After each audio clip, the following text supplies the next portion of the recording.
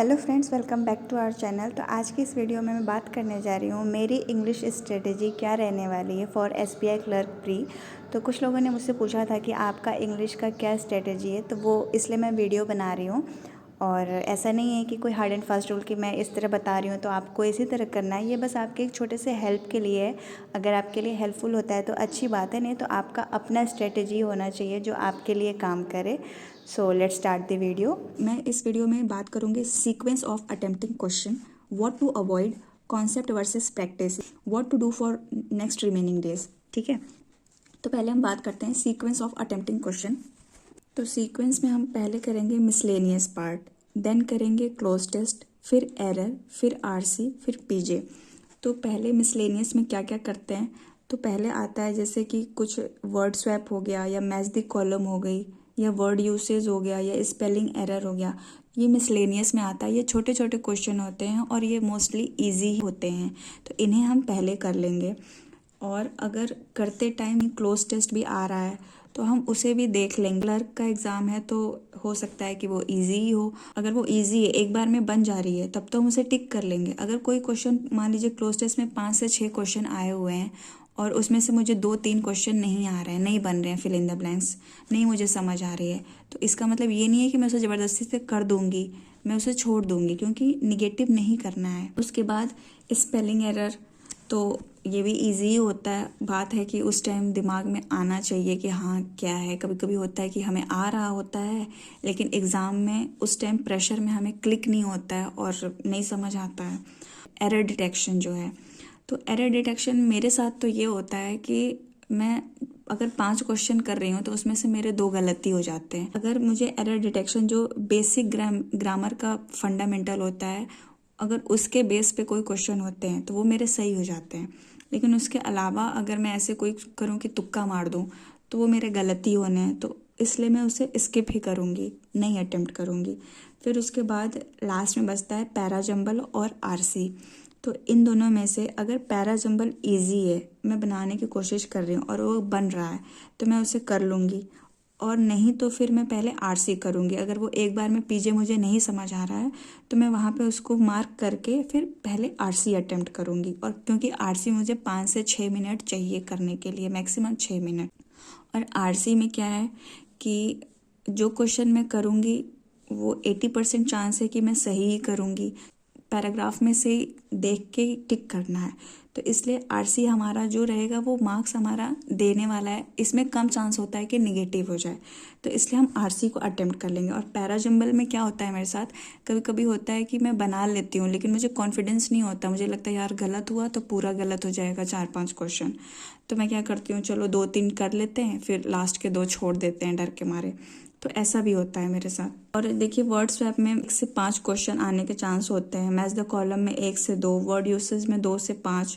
तो इस तरह करके अगर हम करें तो एवरेज लेके चलें तो 30 आउट ऑफ, अगर हम एरर को छोड़ दें 5 क्वेश्चन, पीजे छोड़ दें 5 क्वेश्चन, 10 क्वेश्चन छोड़ दें, तो भी हम 20 क्वेश्चन जो हैं वो अच्छे से कर सकते हैं, जो करने लायक होते हैं। और 20 क्वेश्चन अगर हम करते हैं मान लीजिए और अच्छा करते हैं, उसमें एक्यूरेसी के साथ करते हैं, तो चांसेस हैं कि हमारे मार्क्स अच्छे होंगे। तो निगेटिव नहीं करना है हमें। और रह गई बात एरर डिटेक्शन और क्लोज टेस्ट, यही 2 पार्ट ऐसे होते हैं जिसमें ज़्यादा निगेटिव होता है, क्योंकि ये वोकैब बेस्ड होते हैं और एरर जो है वो ग्रामर बेस्ड होती है। अब नेक्स्ट पार्ट पे आते हैं। अब नेक्स्ट है ये व्हाट टू अवॉइड। तो ये मैंने पहले ही बता दिया कि हमें निगेटिव करने से बचना है, मतलब एक्यूरेसी पे हमें ध्यान देना है। एक्यूरेसी हमारी सही होगी तो हमें नॉर्मलाइजेशन में भी फ़ायदा मिल सकता है। अगर हम सपोज़ करिए कि हम 30 आउट ऑफ 30 क्वेश्चन अटेम्प्ट कर लें और उसमें से मेरे 10 क्वेश्चन गलत हो जाएं, तो हमें कोई फ़ायदा तो हुआ नहीं। इससे अच्छा अगर हमें 20 क्वेश्चन आ रहे हैं और वो सही से आ रहे हैं, 20 से 22 क्वेश्चन कर लें या 24 क्वेश्चन कर लेते हैं और वो मुझे लगता है कि सही है, तो चलो कट पीट के 20 नंबर तो मिल जाएंगे। अगर गलत भी होते हैं 24 में से तो कुछ, लेकिन अगर हम 30 कर लें और उसमें से पता चले कि 10-5 मेरे गलती हो गए, तो 5 तो वो उधर ले गया और निगेटिव अलग कर दिया। तो हमें निगेटिव करने से बचना है। निगेटिव करने के लिए जैसे मान लीजिए कि हमें 50-50 चांस है कि नहीं यार ये हो सकता है, तो चलो 1 या 2 क्वेश्चन पे रिस्क ले सकते हैं। अब ये नहीं कि 4-5 क्वेश्चन पे बस 50-50 करे जा रहे हैं। तो वो फिर गड़बड़ हो जाएगा। नेक्स्ट आता है कि कॉन्सेप्ट वर्सेस प्रैक्टिस। कॉन्सेप्ट मतलब अगर आप बिगिनर हो, तो मैंने भी ऐसा किया था कि स्टार्टिंग के 4-5 महीने मैं टीचर के क्लासेस देखती थी, क्योंकि मुझे जो एरर था वो नहीं समझ आता था, और ग्रामर मैं पढ़ती नहीं क्योंकि मुझे याद नहीं होता वो। तो उससे क्या होता है, स्टार्टिंग अगर बिगिनर है कोई, तो वीडियो में क्या होता है, अगर टीचर कोई सॉल्व कर रहा है पहले, तो वो आपको खुद टाइम देता है कि आप उसे सॉल्व करो, आप उसे करते हो, उसके बाद फिर टीचर आपको बताता है कि अच्छा ऐसे करना है, ये करना है। तो आपको ये समझ आता है कि मैं कैसे कर रहा था और मेरी क्या मिस्टेक थी जो टीचर ने सही की। तो मैं 4-5 महीने उसे की, तो थोड़ा बहुत मुझे कह लीजिए कि 20-30% इम्प्रूवमेंट वहाँ से हुआ वीडियो से। लेकिन बाकी अगर मुझ में अगर कोई इम्प्रूवमेंट हो रही है जो मुझे फील हो रही है, तो वो जो मैं सेक्शनल मॉक लगा रही हूँ या मॉक लगा रही हूँ, जो सेल्फ प्रैक्टिस है ना, यकीन मानिए इससे बहुत ज़्यादा बेनिफिट हो रहा है।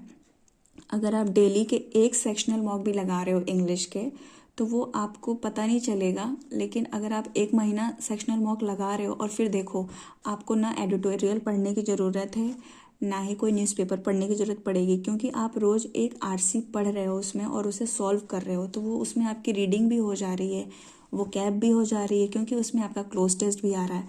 लेकिन हाँ, ये है कि आप उस मॉक को देने के बाद उसमें जो वर्ड आए हुए हैं उसे अच्छे से याद कर लो, जो वोकैब आ रहे हैं उसमें क्लोज टेस्ट में या फिर आरसी में, उसे अच्छे से कर लो। आरसी जो आई हुई है उसे रीड करो, समझो, क्वेश्चन करते टाइम तो उसको स्किम कर लो, लेकिन लास्ट में जब पेपर सबमिट हो जाता है मॉक, तो उसको फिर अच्छे से रीड करो, एनालाइज करो कि, और एरर डिटेक्शन भी मेरे अब कुछ कुछ मैं देख रही हूँ सही होने लगे। क्यों? क्योंकि मैं मॉक देती थी तो मैं करती थी, तो मेरा अच्छा देखते थे, अच्छा यहाँ ये गलत हो गया, ये ऐसे होना चाहिए। तो फिर वो क्वेश्चन रिपीटेडली, मतलब एक फॉर्मेट होते हैं उसी पे रिपीट होते रहते हैं, तो वो आपके माइंड में एक होता है कि बैठ जाता है।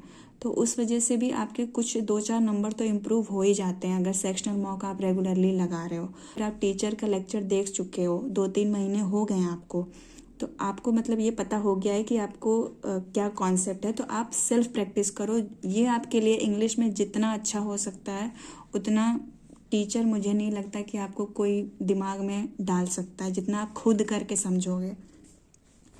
तो यहाँ तो प्रैक्टिस ही मेरे लिए काम करती है।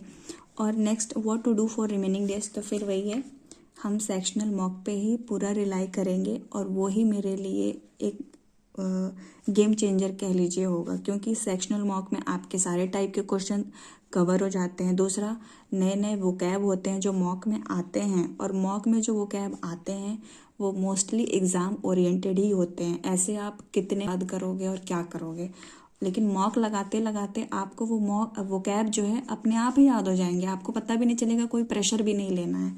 और आरसी भी आपकी प्रिपेयर हो रही है। आरसी जब आप पढ़ रहे हो तो आपका रीडिंग स्किल अच्छा हो रहा है। ऐसे करके मैंने सारे पॉइंट्स अपने कवर कर लिए। तो that's it from my side. Friends, ये तो रही मेरी इंग्लिश की strategy for SBI clerk pre. अगर आपकी कोई अलग स्ट्रेटेजी है तो please do share in the comment. और मेरा ये वीडियो आपको कैसा लगा, हेल्पफुल हुआ कि नहीं, please do share. Thank you so much for watching. Take care and bye bye.